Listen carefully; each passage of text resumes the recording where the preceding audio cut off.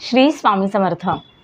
तर मागील गेल्या आठवड्याच्या व्हिडिओमध्ये मी तुम्हाला सांगितलं होतं की नवरात्रीमध्ये आपल्याला कोणत्या कोणत्या वस्तू घरी आणायच्या आहेत। तर त्यामध्ये एक महत्त्वाची वस्तू किंवा महत्त्वाचं पुस्तक जे मी सांगितलं होतं ते म्हणजे दुर्गा सप्तशती ग्रंथ।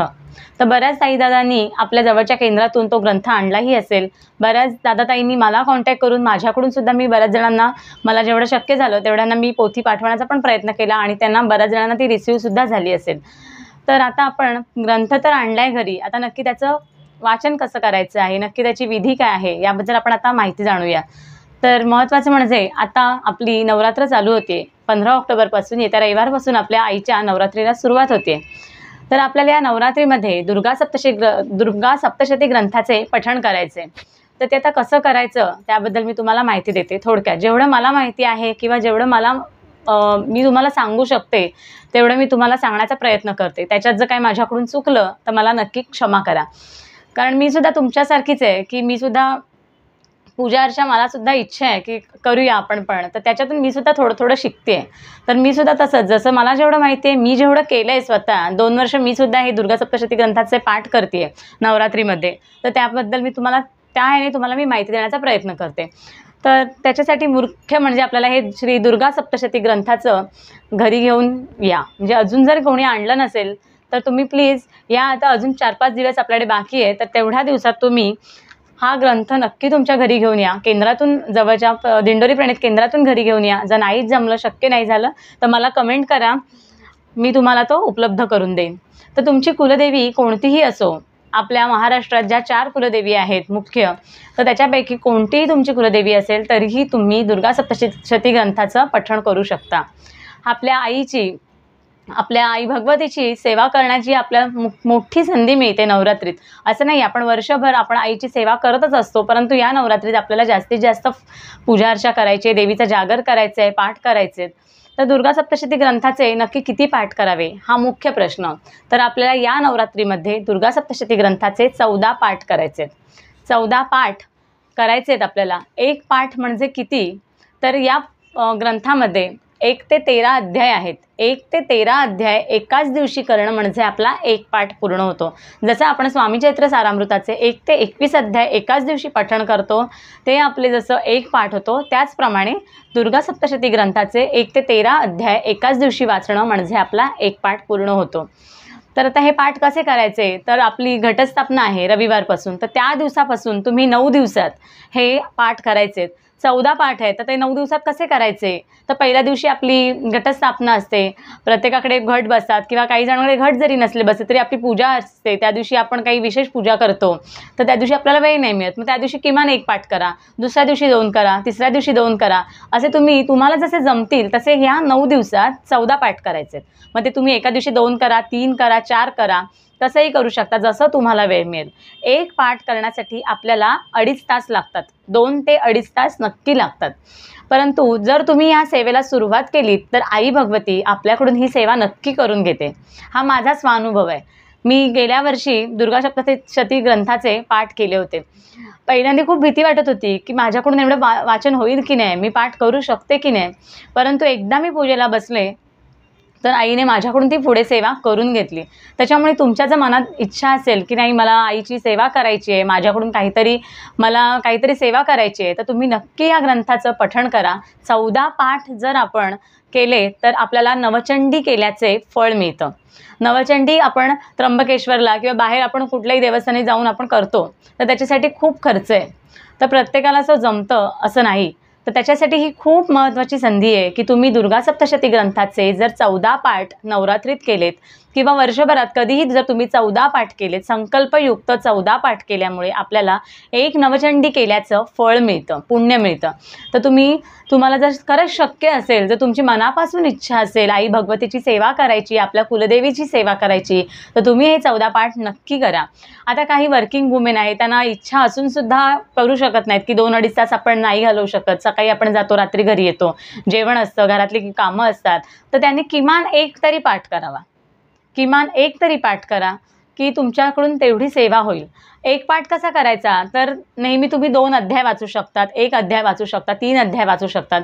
अशा प्रकारे तुम्ही रोज 2-2, 1-1 अध्याय जरी वाचलात तरी तुम्ही 9 दिवसात हा एक पाठ केलात तरी चालेल. पण शक्यतो ज्यांना खरंच शक्य आहे त्यांनी जमल्यास 14 पाठ नक्की करा. म्हणजे तुमची जी मनातली कोणतीही इच्छा असो ती नक्की इच्छा पूर्ण होईल. तर हे 14 पाठ कसे करायचे, तर आपल्याला हे संकल्पयुक्त पाठ करायचे. संकल्प कसा करायचा आहे तुम्हा सर्वांना माहिती आहे. मी तुम्हाला गेल्या लास्ट व्हिडिओमध्ये सुद्धा सांगितले की संकल्प कसा करायचा. तर आपल्याला परत एकदा मी सांगते, उजव्या हातात आपल्याला पाणी, फूल आणि अक्षता घ्यायचे आहेत. आपलं नाव सांगायचं आहे, पूर्ण नाव, गोत्र माहीत नसल्यास काश्यप गोत्र, आणि त्यानंतर आपण सांगायचे की आई भगवती, नवरात्रीमध्ये मी तुझे हे 14 पाठ करण्याचा संकल्प करते. तुमची जर काही मनात इच्छा असेल तर ती इच्छा मनातली बोला की ही माझी इच्छा आहे, ती आई लवकरात लवकर पूर्ण होऊ दे. मी हे 14 पाठ तुझे संकल्पयुक्त करते. ती फक्त सेवा माझ्याकडून निर्विघ्नपणे पार होऊ दे आणि माझ्याकडून ती सेवा पूर्णत्वाला जाऊ दे. असं म्हणून आपल्याला उजव्या हातातलं पाणी ताम्हणात सोडायचं आहे. ते ताम्हणातलं पाणी तुम्ही नंतर तुळशीत किंवा इतर झाडांना टाकलं तरी चालेल. अशा प्रकारे पहिल्या दिवशी जेव्हा तुम्ही पाठाला सुरुवात करणार आहात त्या दिवशी तुम्ही हे संकल्प करायचा आहे आणि पाठाला सुरुवात करायची आहे. तर तुमची काही इच्छा असेल तर ती नक्की इच्छा पूर्ण होईल. इच्छा पूर्ण व्हावी याचसाठी फक्त आपल्याला हे पाठ नाही करायचे. तर नवरात्रीत 9 दिवसात आपल्याला आई भगवतीची खूप सेवा करायची आहे. आपली आई आपली काळजी घेतच असते. वर्षभर, आयुष्यभर आपली आई, आपली कुलदेवी आपली काळजी घेत असते. तिला कधीच सांगावं नाही लागत की माझा आई ह्या संकटातून बाहेर काढ. ती वेळोवेळी आपल्या पाठीशी, आपण तिचं मुलं आहोत तर त्या ह्याने ती आपली आई म्हणून प्रत्येक वेळी आपली काळजी घेत असते. तर ते सांगण्याची गरज नाही आहे. परंतु या 9 दिवसात आपल्याला एक मोठी संधी मिळाली की आपण तिचीसुद्धा सेवा करू शकतो. तर हे दुर्गा सप्तशती ग्रंथाचे 14 पाठ तुम्ही नक्की करा. जर नाहीच तुम्हाला शक्य आणि तरी इच्छा असेल की मला आई भगवतीची सेवा करायची आहे तर तुम्ही 1, 3, 5, 7, 9, 11 असे पण पाठ करू शकता. विषम संख्येत तुम्हाला पाठ करायचे. मग ते संकल्पयुक्त करू नका शक्यतो. आणि जर तुम्ही 14 पाठ करणार असाल तर संकल्पयुक्त ह्या सेवेला सुरुवात करा. पण जर तुम्ही संकल्प केला तर तुम्हाला हे 9 दिवसात 14 पाठ करायचेच आहेत.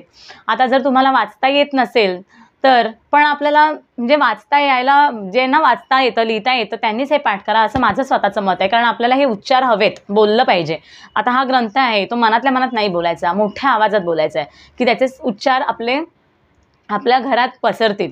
अगदी मोठ्या आवाजात नका बोलू, पण आपण जेवढं आता नॉर्मली आपण बोलतो त्या आवाजात ते उच्चार करायचे आहेत. तर तुम्हाला जर तसे काही आता उच्चार समजत नाही, आता हे जो ग्रंथ आहे हा तो मराठी, प्राकृत आणि संस्कृतमध्ये सुद्धा येतो. जो तुम्हाला सोपं पडेल त्याच्यात तुम्ही वाचू शकता.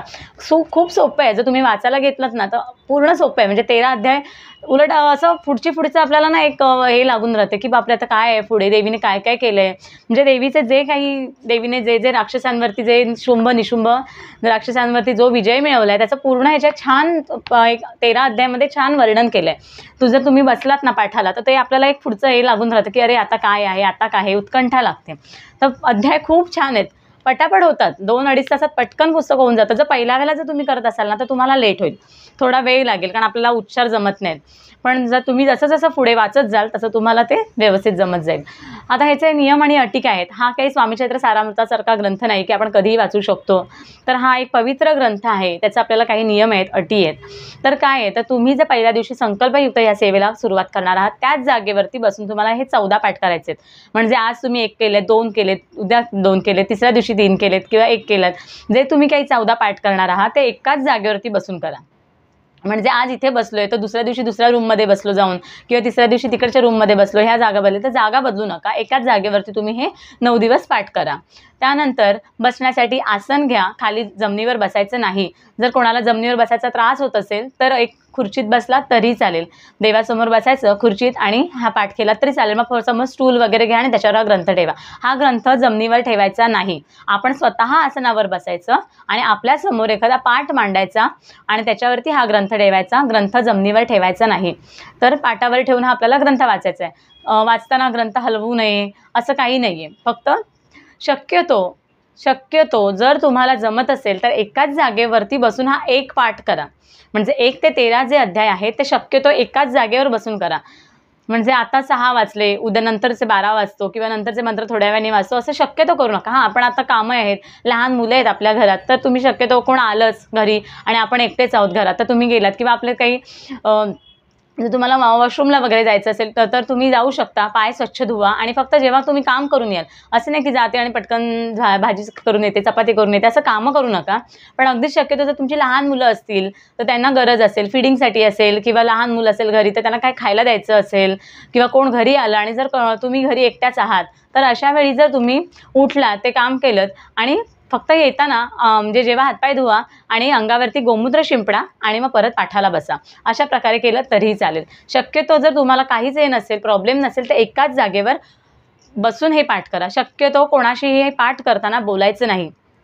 जर कोण आलंच, अगदीच घरात कोण नसेल तर ठीक आहे, पण शक्यतो हे तुम्ही नियम पाळा. हे तुमच्यासाठीच चांगले. जेवढे आपण नियम पाळू किंवा जेवढं आपण एकाग्रतेने करू सेवा, तेवढी आपल्यासाठीच चांगली आहे. तर शक्यतो एकाच जागेवर बसा, एकाच वेळी, एकाच मध्ये तुम्ही हे एक पाठ करा.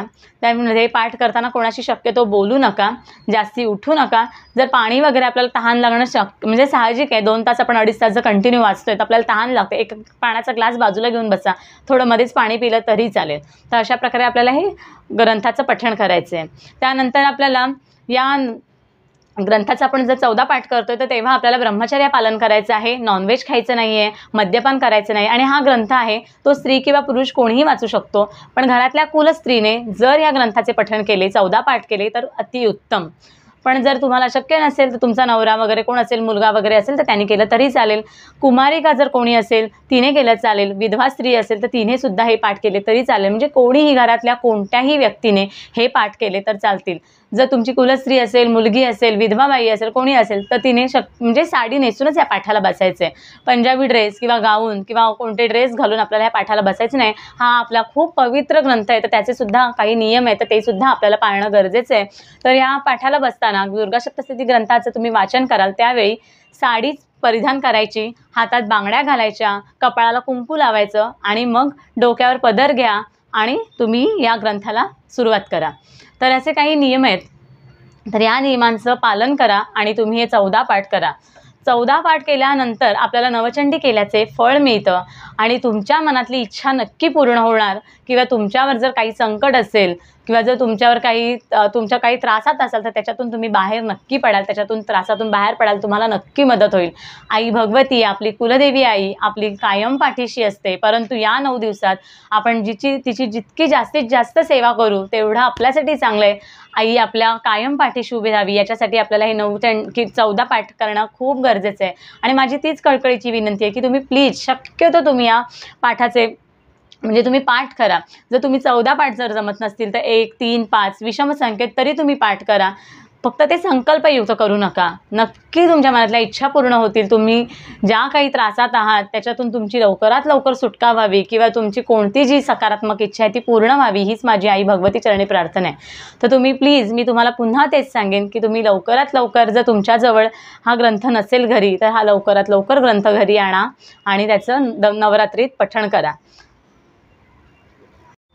तर आता हे नक्की आपल्याला 14 पाठ करायचे कसे ते तर तुम्हाला कळलं आहे, पण त्याचं नक्की कसं वाचायचं, त्याचा क्रम काय? तर आपल्याला पहिलं श्री स्वामी समर्थ स्तवन म्हणायचं आहे. त्यानंतर तुम्हाला शक्य असल्यास एक 99 मंत्राची माळ करायची आहे. 99 मंत्र कोणता आहे? तो ओम ऐं ह्रीं क्लीं चामुंडाय विचे.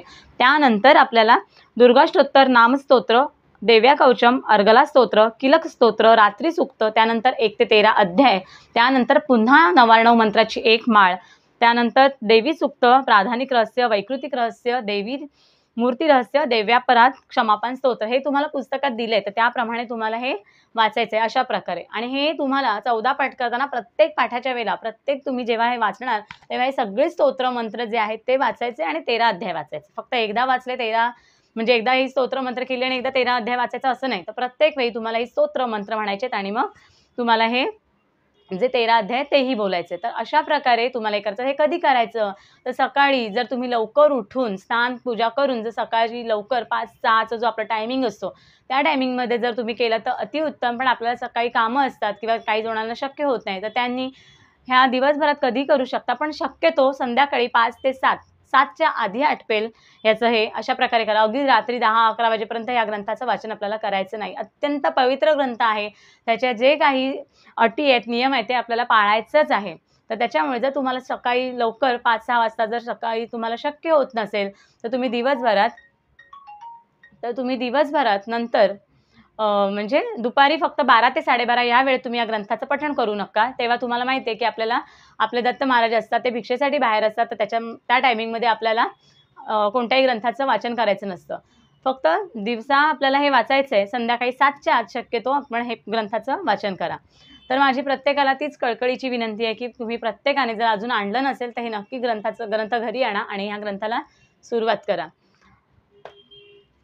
अजून जर तुम्हाला काही प्रश्न असतील तर तुम्ही मला प्रश्न या व्हिडिओ खाली कमेंट करून विचारा किंवा मला पर्सनली मेसेज करून विचारा. मी तुम्हाला त्याची उत्तर देण्याचा नक्की प्रयत्न करेन. आणि व्हिडिओ आवडला असेल तर प्रत्येकाला हा व्हिडिओ शेअर करा की प्रत्येकापर्यंत आई भगवतीची सेवा ही पोहोचली पाहिजे. त्याच्यासाठी व्हिडिओ शेअर करा, लाईक करा आणि पुढच्या व्हिडिओसाठी नक्कीच चॅनलला सबस्क्राईब करा. श्री स्वामी समर्थ.